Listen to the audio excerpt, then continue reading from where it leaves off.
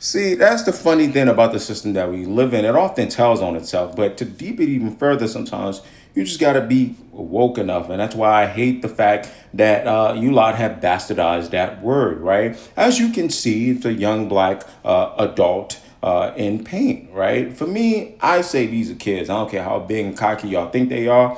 You're under the age of 25 in college, to me, you're still a kid. But anyway, deep it. So in pain runs through the tunnel. You saw what I saw. Here comes this trooper who apparently feels like he's upset because they either broke some kind of rule or they didn't follow an order. I don't know.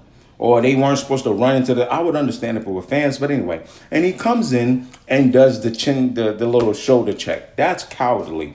But anyway, I was talking about the system, right? So first and foremost, propaganda is interesting because you're led to believe that anyone who puts on a badge and carries a pew pew is brave.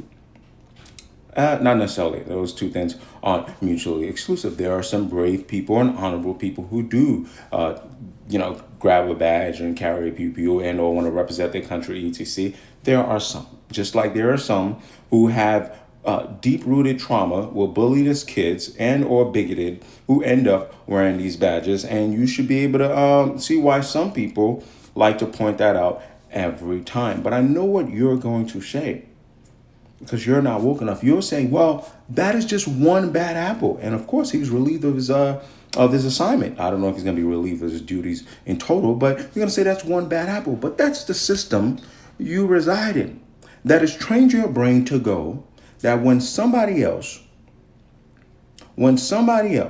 right, who is, an enforcer for that system does something bad, you go one bad apple. But when you see a member of someone that looks like me, my demographic, right, do something bad, you think it's an indictment on everybody else that looks like me.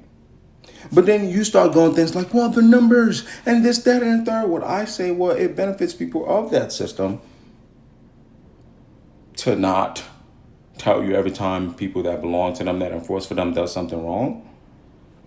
So these are the examples you see. Something small that tells a bigger story. What if these kids weren't on national TV, didn't have a uniform on, weren't football players, and he pulled them over?